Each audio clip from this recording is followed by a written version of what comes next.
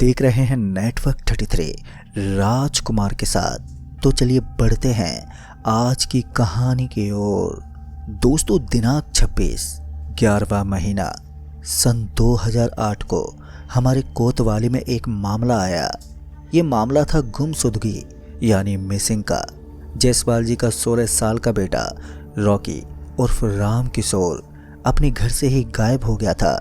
और जब हमने छानबीन शुरू की तो शुरू में मुझे लगा कि रॉकी गुस्से से कहीं चला गया है, क्योंकि जब जायसवाल जी ने पूछताछ में बताया कि घटना की पिछली रात ही उनके बीच नई कार को लेकर बहस हुई थी। ऊपर से रॉकी के मोबाइल पर रिंग तो जा रहे थे पर रॉकी कॉल ही नहीं उठा रहा था। और जब हमने मोबाइल को ट्रेस किया तो हम मोबाइल का लोकेशन देखकर चौंक गए। दरअसल जो लोकेशन हमें शो कर रहा था वो रॉकी के कमरे का ही था। और जब हमने उस कमरे की तलाशी ली तो वो मोबाइल कहीं नहीं मिला। पर हमारी खोजबीन जारी रही, पर करीबन 6 महीने बीतने के बाद भी हम रॉकी का पता नहीं लगा पाए। पर सबसे हैरानी वाली बात तो ये थी कि रॉकी का मोबाइल बीते 6 महीनों से ऑन ही था, जिसका लोकेशन अभी भी उसके कमरे का ही शो कर रहा था। यही बात हम सबको झंझोरे हुए थी। किसी को ये समझ में नहीं आ रहा था कि अभी तक मोबाइल कैसे ऑन है। जहां 6 महीने के लंबे छानबीन के बाद हमने मान लिया था कि अब रॉकी नहीं मिलने वाला, तो वहीं दूसरी तरफ जायसवाल जी की सारी आस उस मोबाइल पर टिकी हुई थी जो अभी भी ऑन था।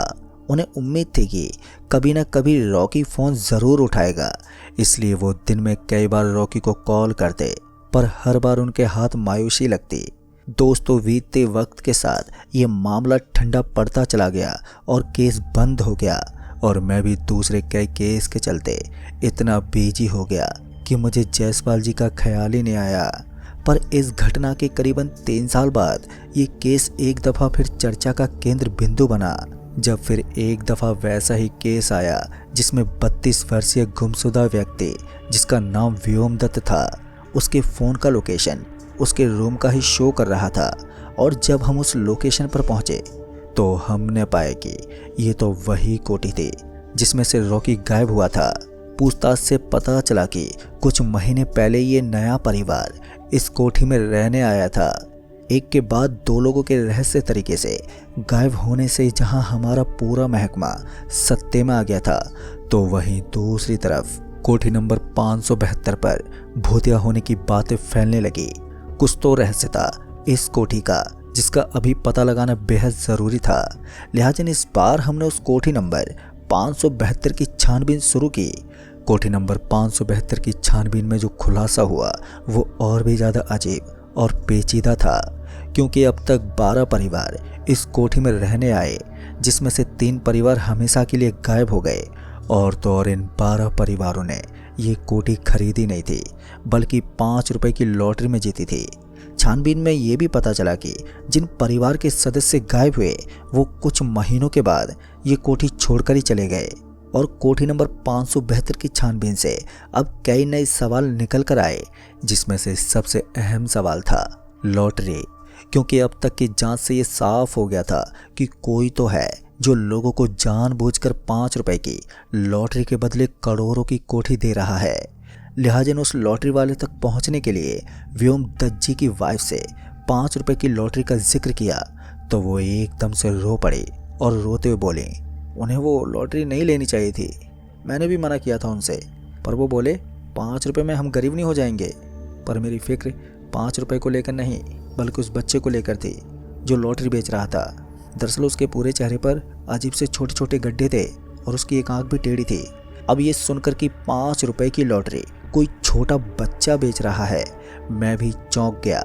और जब मैंने उनसे पूछा कि वो बच्चा कहाँ मिला था, तो इस पर व्योमदत्त की पत्नी ने बताया कि उन्हें वो बच्चा उस वक्त मिला था जब उनकी ट्रेन किसी दूसरी ट्रेन को पास देने के लिए किसी स्टेशन पर रुकी हुई थी। तभी कहीं से वो बच्चा उनकी खिड़की पर आके हमसे लॉटरी खरीदने की जिद करने लगा। उन्हें तो ये भी नहीं पता कि वो कौन सा स्टेशन था, पर इतना मालूम था कि पिछले स्टेशन का नाम भिडारा था। ये जानकारी लेने के बाद हमने रुख किया उस स्टेशन का जहां उस रात उस बच्चे से वो 5 रुपए की लॉटरी खरीदी थी। जो कि कंडोर स्टेशन था। ये छोटा सा स्टेशन होने के कारण यहाँ कुछ खास चहल कर्मी नहीं थी। इक्का दुक्का लोग ही नजर आए जो स्थानीय निवासी थे, और जब उन लोगों से उस लॉटरी वाले बच्चे के बारे में पूछा तो कोई जवाब ही नहीं मिला। यहाँ तक कि जब हमने कंडोर के स्टेशन मास्टर से इस बारे में पूछा तो उनका भी यही कहना था कि उन्होंने कभी किसी बच्चे को लॉटरी बेचते हुए नहीं देखा। हर तरफ से नाना सुनने के बाद हमें लगने लगा कि एक दफ़ा फिर हम डेड एंड पर आ पहुंचे हैं कि तभी मेरी नज़र स्टेशन पर एक आदमी पर पड़ी जो मोबाइल पर बात कर रहा था। उसे देखकर मुझे ऐसा लगा कि मैंने उन्हें पहले भी कहीं देखा है। और फिर जब मैं उस आदमी के करीब गया तो वो और कोई नहीं बल्कि जायसवाल जी ही थे, जिनका बेटा आज से 3 साल पहले गायब हुआ था। जायसवाल जी को वहाँ देखकर जब मैंने उनसे पूछताछ की, आप यहाँ पर कैसे, तो उन्होंने एक नज़र मुझे देखा और बिना कुछ कहे वहाँ से जाने लगे। जायसवाल जी का यहाँ होना कोई इत्तेफाक तो हरगिज नहीं था, कुछ तो था जिसके चलते जायसवाल जी यहाँ पर थे। इसलिए मैंने उन्हें जबरन रोक लिया और पूछताछ शुरू की। शुरू में तो उन्होंने हमें मुद्दे से भटकाने की कोशिश की, पर जब हमने थोड़ी सख्ती बरती तो जायसवाल जी असल मुद्दे पर आए और बोले, आप लोग तो मेरे बेटे को नहीं खोज पाए, पर मैंने उसे खोज लिया है। पर जहाँ वो फंसा हुआ है वहाँ से मैं उसे सही सलामत निकाल भी पाऊंगा कि नहीं, बस इसी बात की चिंता मुझे खाई जा रही है। अभी जायसवाल जी ने इतना ही कहा था कि मैं उन्हें बीच में टोकते बोला, कहाँ फंसा है आपका बेटा, मुझे बताइए, मैं आपकी मदद ज़रूर करूँगा उसे वहाँ से सही सलामत निकालने की। मेरे ये कहते ही जायसवाल जी बोले, मेरा बेटा पिछले 3 सालों से उसी कोठी 572 में कैद है। जायसवाल जी के ये कहने पर कि उनका बेटा उसी कोठी में कैद है, मैं ठीक से समझ ही नहीं पाया कि वो कहना क्या चाहते हैं। इसलिए जब मैंने उसे साफ साफ बताने को बोला तब उन्होंने बताया कि मेरे बेटे की छानबीन बंद होने के बाद भी मैं हर रोज़ अपने बेटे के नंबर पर कॉल करता रहा, इस उम्मीद में कि एक ना एक दिन तो वो कॉल उठा ही लेगा। और फिर करीबन 2 साल बाद जाके सच में मेरे बेटे रॉकी ने कॉल उठा ही लिया। और जब मैंने पूछा कि वो कहाँ पर है तो उसने बताया कि वैसे तो मैं आज भी अपने कमरे में हूँ, पर एक दूसरे आयाम में। ये एक ऐसी जगह है जहाँ गहरी खामोशी है और जो इंसान है वो सिर्फ खुराक है यहाँ के जीवों का, जो कुछ कुछ इंसान की तरह ही दिखते हैं, पर विकृत शरीर इतना डरावना है कि उन पर नज़र पड़ते ही चीख निकल जाती है। मुझे पता ही नहीं कि मैं अब तक कैसे जिंदा बचा हुआ हूँ, पर अगर आप मुझे देखना चाहते हैं तो मेरे कमरे में आइए, और जो कमरे में तिकोना आईना है उसमें बिना पलके झपकाए कुछ देर तक झांकिए, आपको सब कुछ दिख जाएगा। दोस्तों, इतना बोलकर रॉकी के पापा जायसवाल जी रोने लगे। उन्हें रोता हुआ देखकर मैंने उन्हें किसी तरह से संभाला और आगे सवाल करते पूछा, फिर आगे क्या हुआ, आपने उस तिकोने आईने में झांक कर देखा? जिस पर जायसवाल जी ने जवाब देते हुए कहा, हाँ देखा, पर मेरी बीबी ने, पर इससे पहले वो मुझे बताती कि उसने क्या देखा है कि उसने उसी वक्त दम तोड़ दिया, और मरने से पहले वो सिर्फ इतना बोली, मत देखना। इसलिए मैंने हिम्मत नहीं की उस तिकोने आईने में झांकने की, पर अब तक मुझे ये अंदाज़ा हो गया था कि ये सारा खेल 5 रुपए की लॉटरी का है। इसलिए मैं उस बच्चे को खोजता हुआ यहाँ पर आ गया जिससे मैंने वो लॉटरी ली थी, पर कई महीने बीत गए, मुझे यहाँ पर वो बच्चा नहीं दिखा।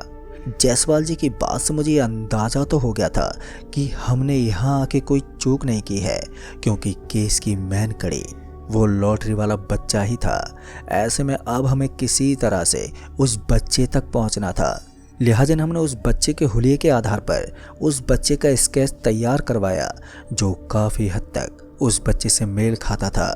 उस स्केच के सहारे हमारी टीम ने अपनी छानबीन का दायरा बढ़ाते हुए छानबीन शुरू की। जैसा कि मुझे लगा था कि वो बच्चा इतनी आसानी से नहीं मिलेगा, और हुआ भी कुछ ऐसा ही। फिर एक मर्तबा कई महीने गुजर गए और हमारी टीम खाक छानती रह गई, जिसके चलते इस केस को हमेशा के लिए बंद कर दिया गया, और साथ ही उस कोठी को भी प्रशासन द्वारा हमेशा के लिए सील कर दिया गया, ताकि आगे से फिर कोई उस कोठी का शिकार ना हो। पर वहीं दूसरी ओर केस बंद होने के बावजूद मैं इस केस की तहकीकात में जुटा रहा। फिर इसी दौरान एक रात जायसवाल जी को गिरफ्तार करके कोतवाली लाया गया। दरअसल उन पर जबरन उस कोठी में घुसने का आरोप था, जिसे प्रशासन द्वारा सील किया गया था। फिर जब मैंने जायसवाल जी से कोठी में घुसने की वजह पूछी तो उन्होंने बताया कि वो इस तिकोने आईने को लेने के लिए कोठी में घुसे थे। फिर जब मैंने उनसे इस विषय में कुछ और सवाल किए तो उन्होंने बताया कि उन्हें 2 दिन पहले वो बच्चा मिला था जिससे उन्होंने वो 5 रुपए वाली लॉटरी खरीदी थी, और उसी ने बताया कि अगर उन्हें अपना बेटा वापस चाहिए तो जायसवाल जी को उस तिकोने आईने को लाल पानी के तालाब में डुबोना होगा जो कि मैनगूर के जंगल में है। फिर जायसवाल जी की पूरी बात सुनकर मैंने उनकी मदद करने का इरादा कर लिया और मैं उनके साथ पहुंचा कोठी पर, जहां से वो तिकोना आईना लेना था। आईने के सामने आने से पहले ही जायसवाल जी ने मुझे समझा दिया कि भूल से भी उस आईने में एक टक नहीं देखना है। इसलिए मैंने कपड़ा ले लिया और उसी कपड़े में उस तिकोने आईने को लपेटकर निकल पड़े मैंगूर के उस लाल तालाब की ओर जहां ये आईना डुबोना था। हाईवे के किनारे गाड़ी लगाने के बाद बाकी का रास्ता हमें पैदल ही तय करना था, क्योंकि उस घने जंगल में गाड़ी नहीं जा सकती थी। जैसे तैसे करके उस लाल तालाब तक पहुंच गया। तालाब के मिलते ही जायसवाल जी ने फौरन ही वो तिकोना आईना उस तालाब में फेंक दिया। जैसे ही आईना तालाब में डूबा वैसे ही तालाब का लाल पानी सूखने लगा और देखते ही देखते पूरा तालाब सूख गया। तालाब सूखने के बाद अचानक ही तालाब की मिट्टी में हलचल होने लगी। फिर कुछ ही देर में जायसवाल जी का बेटा रॉकी मिट्टी के अंदर से बाहर निकला। अभी वो बाहर ही आ रहा था कि तभी वो चीखने चिल्लाने लगा। रॉकी को चीखते चिल्लाते देख जायसवाल जी उसे बचाने के लिए तालाब में कूद पड़े। उनके उस तालाब में कूदते ही वो और उनका बेटा एकदम से उस तालाब की मिट्टी में समा गए और मैं इस नज़ारे को किसी मूर्ति की तरह देखता रह गया। मुझे कुछ भी समझ में नहीं आ रहा था कि मैं क्या करूं। उस वक्त तो मैं वहां से लौट आया और कुछ लोगों को लेकर वहां पर पहुंचा, पर इस बार वहां उस तालाब की जगह एक बड़ी सी काली चट्टान थी। तो ऐसे में हमें चुपचाप लौटना पड़ा और ये हादसा अपने पीछे कई गहरे और अनसुलझे सवाल छोड़ गया जो आज भी मुझे बेचैन किए हुए हैं। तो दोस्तों, इस कहानी में बस इतना ही। कहानी आपको पसंद आई हो तो वीडियो को लाइक शेयर कमेंट ज़रूर कर दें। तो मैं आपका दोस्त राजकुमार जल्द ही मिलूंगा ऐसी एक और डरावनी भूतिया कहानी के साथ। तब तक के लिए बाय एंड टेक केयर।